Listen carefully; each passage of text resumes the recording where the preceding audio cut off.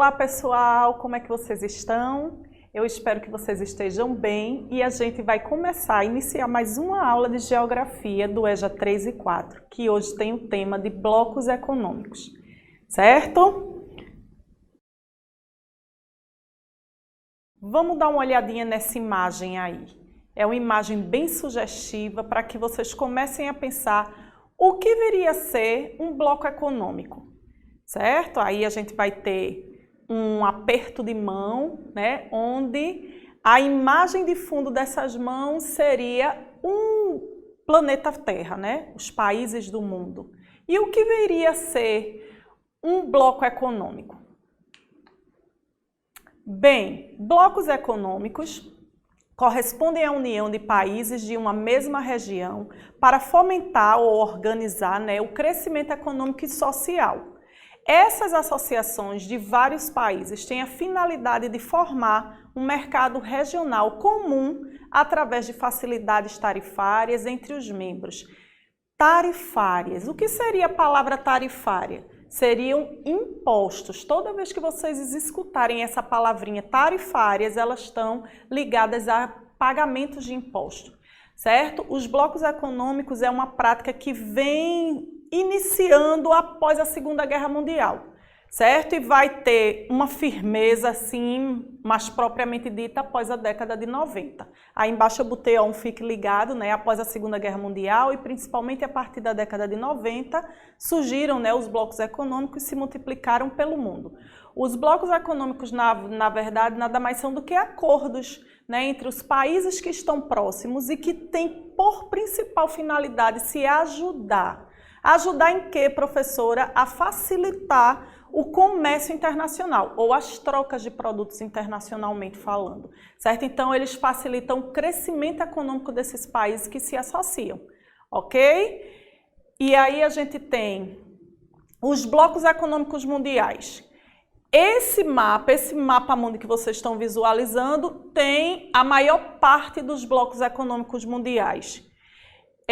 Daí nós não vamos dar tempo de falar de todos, mas a gente vai elencar alguns, né, os mais importantes e que no fundo vão ter também características entre si muito parecidas com os demais. Então hoje a gente vai falar sobre o Mercosul, o NAFTA, a União Europeia e o APEC, certo? Nós vamos prezar por eles porque cada um desses blocos econômicos eles vão ter o que a gente diz de características ou níveis de desenvolvimento diferentes. E aí eu tirei um de cada um para vocês terem um exemplo e aí depois vocês podem entrar na internet e fazerem uma pesquisa a respeito dos demais, certo? Aqui eu trouxe o Mercosul por causa de nós, que fazemos parte, né? O Brasil faz parte.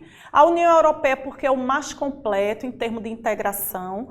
O NAFTA porque é um acordo importante para os países do norte da América, certo? E o APEC, que reúne em número quantitativo de países, é o maior, certo? Mas não tem a integração, por exemplo, como a União Europeia tem. Mas isso aí a gente vai ver ao longo dos slides.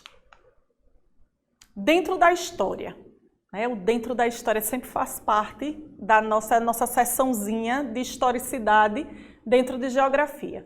Podemos considerar a formação dos blocos econômicos como um dos sintomas mais recentes da globalização. Nesse panorama, as transações comerciais foram intensificadas com a consequente diminuição das fronteiras entre as nações signatárias. Todo bloco econômico é fruto de um acordo intergovernamental e geralmente surgem devido às afinidades regionais que facilitam e privilegiam as trocas econômicas entre si. Em sua maioria, são formados por países vizinhos ou por algo que una geograficamente. O marco histórico desse fenômeno pode ser considerado a Guerra Fria, visto que o mundo foi dividido em dois grandes blocos econômicos, ideológicos e políticos. Contudo, será em 1956 que teremos o primeiro bloco, tal como o modelo atual. E vocês lembram da Guerra Fria? Que período foi esse da história, né? Estão lembrados? Foi logo após a Segunda Guerra Mundial, onde a gente teve a bipolarização do mundo, a divisão entre países socialistas e países capitalistas. E durante esse período da história, que vai durar mais ou menos, né, 40 anos, a gente teve o início desses blocos econômicos com o intuito de justamente os países se autoajudar por causa da fragilidade que eles estavam encontrando-se naquele momento da história por causa da Segunda Guerra Mundial que tinha acontecido há pouco tempo, certo? Então esse foi todo o contexto, certo, da formação dos blocos econômicos. Etapas de integração de um bloco econômico. E aí, se a gente observar, esse círculo maior é o auge que a gente diz de uma formação de um bloco econômico. Cada corzinha dessa é uma etapa nova a ser vencida, né, a ser alcançada. Obviamente que alguns blocos econômicos eles vão nascer já com um determinado objetivo, certo? Sem querer ampliar. Mas a tendência é que todos os blocos econômicos começa dessa zona de livre comércio, que seria algo simples, né, o mais básico, que seria apenas a circulação de mercadorias, né? E aí eles irem se apropriando, evoluindo e conseguindo atingir metas cada vez mais amplas, né? Primeiro, né, zona de preferência tarifária. Seria, como o próprio nome diz, uma zona de preferência. Seria, eu prefiro comercializar com o país A ou o país B pela proximidade, por ser meu vizinho, porque é mais fácil. Então, tudo começa daí. Depois, ele pode se ampliar para uma zona de livre comércio, que é apenas o quê? O livre comércio. A gente vai ter uma zona entre compra e venda de produtos dos países participantes, né, sem necessariamente terem tarifas, sendo pagas tarifas aí, certo? As barreiras, as chamadas barreiras alfandegárias. Depois a gente tem a união aduaneira, que seria o quê, professora? A união aduaneira, a gente comercializa entre si, certo? Sem tarifa ou com a tarifa única entre os países que participam do mesmo bloco, mas a gente vai ter uma tarifa específica para comercializar com outros países do mundo que não fazem parte do bloco econômico, certo? Então isso é uma união aduaneira. O mercado comum vai ser algo mais amplo também, onde a gente também vai ter a participação, além dos produtos serem comprados e vendidos entre os países que participam do mesmo bloco, a gente vai ter também a participação das pessoas, certo? A livre circulação das pessoas. Então, geralmente a gente não vai ter mais uma necessidade. A gente tem um passaporte, mas a gente não necessariamente precisa de visto para ir de um país para outro que participa daquele mesmo bloco econômico. Então, a gente tem a livre circulação de pessoas, certo? E o mercado, a união econômica e monetária é quando geralmente a gente tem uma moeda única e a gente vai ter também legislação única entre os países ou legislação de acordo com a maior parte dos países, né, participando daquele bloco. Então, são etapas que a gente vai o quê? Assumindo gradativamente. Mas como eu havia já frisado para vocês, não necessariamente um bloco vai ter que seguir todas essas etapas. Às vezes ele vai o quê? Já nascer com determinado objetivo. Por exemplo, o NAFTA é um acordo que nunca terá a livre circulação de pessoas, porque não é do interesse entre os países que participam, que é o México, o Canadá e os Estados Unidos, de ter esse livre trânsito de pessoas. Entenderam? Aí, ó, os blocos econômicos e a tipologia. É aquele círculo que a gente acabou de ver e o que é que pode e o que é que não pode em cada estilo, né, em cada bloco.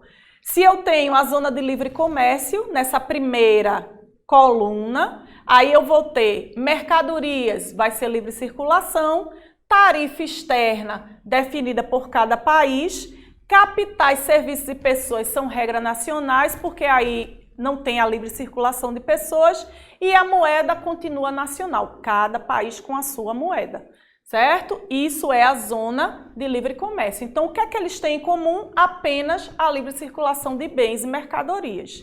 Já a união aduaneira a livre circulação de mercadorias, a gente vai ter um imposto comum ou uma tarifa única, certo? Que vai ali facilitar o comércio daqueles países que pertencem ao mesmo bloco com outros países do mundo. As regras continuam nacionais, a gente não tem uma legislação única e a moeda também, cada país com a sua moeda. Já no mercado comum, a gente tem a livre circulação de mercadorias, o imposto comum, né, uma taxa única para os países comercializar com outros países do mundo. E existe o livre circulação de pessoas e serviços, certo? A gente já tem o passaporte, que seria o documento internacional para qualquer pessoa que sai do seu país para visitar outro país, mas a gente não precisa necessariamente de um visto, certo? É o que acontece entre Brasil e Portugal, é o que acontece entre Brasil, Paraguai, Uruguai e Argentina, que seria os formadores do Mercosul, e assim sucessivamente. A moeda nacional, porque elas não têm, né, uma moeda comum.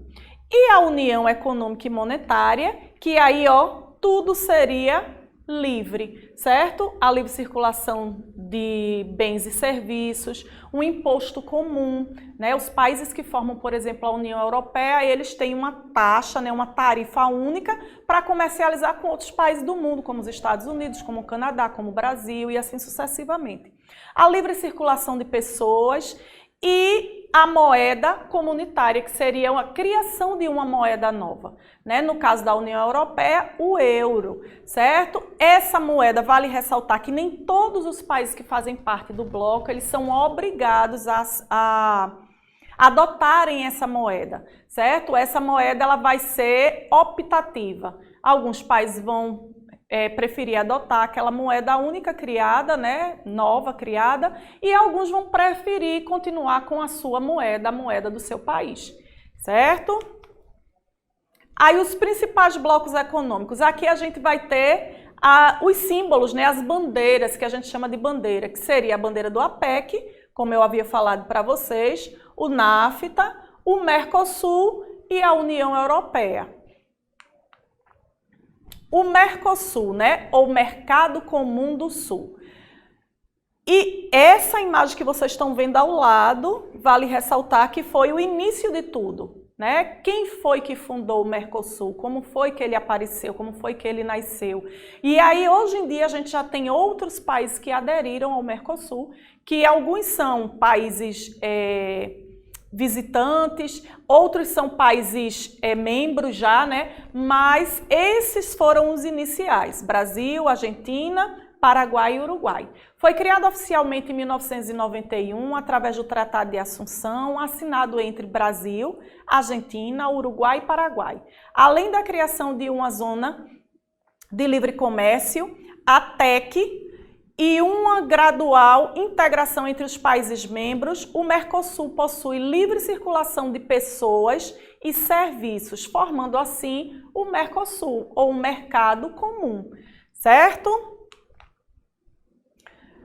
A APEC, esse é o símbolozinho, e todos esses países que você está vendo aí no seu planisfério, né, que estão pintados de verde, são países que pertencem a essa APEC, a essa cooperação econômica da Ásia e do Pacífico, né? Se a gente observar, professora, eu não estou entendendo nada desse mapa mundi. O que esse mapa mundi está mostrando, que está sendo visto de outra óptica ou de outra visão. Nós estamos acostumados a ver o mapa mundi a partir de uma visão eurocêntrica, né? Que seria a Europa, ou essa partezinha no centro, né? E aí a gente tem toda uma estrutura diferente montada. É o mesmo mapa mundi, porém essa é uma visão japonesa ou asiática, né? Onde a gente vai ter o centro do globo terrestre, né? Ou o centro do mundo, o Japão, que é essa ilhazinha aqui, certo? Esse arquipélago. E a gente vai ter que todos os países que estão ao redor do Pacífico, do Oceano Pacífico, certo?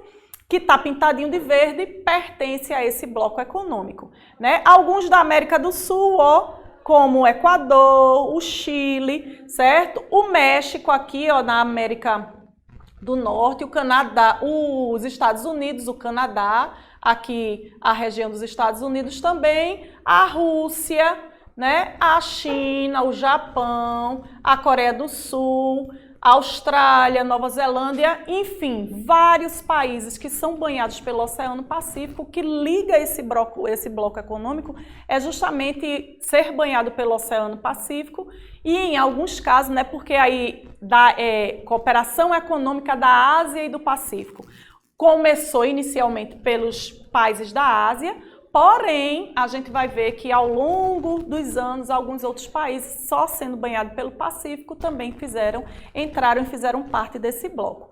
Aí, ó, o que quer dizer essa cooperação, né? Vamos dar uma lidazinha ali embaixo. O bloco econômico surgiu com a criação do ASEAN, que ocorreu em 1989, e sua transformação em APEC aconteceu em 1994, durante a Conferência de Seattle. Atualmente, a APEC conta com 21 países membros, entre eles os Estados Unidos, o Canadá, o Japão, a Austrália, Peru, Chile e Filipinas. O objetivo da APEC é a promoção através de uma zona de livre comércio, o crescimento econômico, a integração comercial, os negócios e os investimentos na região da Ásia e do Pacífico, certo? O NAFTA, né? Olha aí, e aí eu consegui um mapazinho mostrando, né, novamente o planisfério, mostrando quem são esses países que formam o NAFTA, né? O NAFTA é o Acordo de Livre Comércio da América do Norte, certo? Formado por Canadá, Estados Unidos e México, certo? Criado efetivamente em 1º de janeiro de 1994, tem como objetivo o fortalecimento das relações comerciais entre esses países. A estratégia estadunidense de criação do bloco visa enfrentar a concorrência dos mercados europeus e especialmente o asiático, né, ali representado pela China, né, e alguns outros países. Que tem tido vigorosa evolução nos últimos anos. O NAFTA possui caráter essencialmente econômico. Este fator explica o restrito nível de integração. O bloco pode ser caracterizado como uma zona de livre comércio, não alcançando nem o status de união aduaneira, ok? O NAFTA vai ser aquele exemplo que a professora deu lá no início dos slides, referente à não circulação de pessoas. Por quê? Porque esse bloco, ele é feito de países mistos. O que são países mistos? Os Estados Unidos e o Canadá são países desenvolvidos, né? Aqueles que têm uma qualidade e uma condição financeira melhor, enquanto que o México é um país em desenvolvimento, que não tem uma condição financeira tão boa quanto os Estados Unidos e Canadá. E aí não há uma livre circulação de pessoas, porque seria uma, vamos dizer assim, uma abertura onde os mexicanos, procurando querer viver melhor, né, ter uma qualidade de vida melhor, correriam, né, a grandes passos para morar dentro do território do Canadá e dos Estados Unidos. E aí isso não é visto com bons olhos por nenhum dos dois países, certo? Então, o NAFTA ele foi aproveitado para quê? Devido à mão de obra muito mais barata se comparada às indústrias dos Estados Unidos e Canadá, então eles aproveitaram as indústrias maquiladoras, que a gente chama de maquiladoras, que estão dentro do México para a produção desses bens, né, para serem o quê? Tudo produzido dentro das indústrias mexicanas e depois levados para os Estados Unidos e para o Canadá, para dali serem distribuídos para o restante do mundo, serem vendidos, certo? Então, o principal objetivo é a mão de obra muito barata, né, no território do México, para a produção desses bens e serviços, certo? Para poder serem exportados para outros locais, ok? A União Europeia. E aí a bandeira, né, e isso é o mapa da Europa, certo, minha gente? E todos esses países que estão aí pintados de azul na tela de vocês são aqueles que fazem parte da União Europeia, certo? Esse é o bloco que a gente vai ter uma maior integração, daquele ponto de vista que a gente viu. Eles têm até a moeda única, né? É a União mesmo Europeia. E aí a gente tem assim, a União Europeia é o maior bloco econômico do mundo, formado por 27 países, né, conhecido pela livre circulação de bens, pessoas e mercadorias e pela adoção de uma moeda única, o euro. O Benelux foi o embrião do bloco criado em 1948, ainda durante a Segunda Guerra Mundial, e recebeu esse nome por conta das iniciais dos países integrantes naquele tempo, né, a Bélgica, a Holanda e Luxemburgo. Vários foram os estágios e evoluções até a atual União Europeia. Dentre os acontecimentos mais recentes está o BRICS, né, que foi a saída do Reino Unido em janeiro de 2020, e agora, né, o ano passado, do bloco da União Europeia, certo? Então, esse foi um acontecimento bastante recente que primeiro foi votado dentro do país, né, para saber o que é que os cidadãos, né, de lá do Reino Unido achariam deles saírem, né, dessa União Europeia. E por hoje é só, né? Terminamos mais uma aula, certo? Eu espero que vocês tenham gostado. Anotem todas as dúvidas. Se quiserem, voltem lá no canal, assistam novamente a aula, anotem todas as dúvidas de vocês no caderninho e perguntem aos professores, tá certo? No mais, tchau e até a próxima.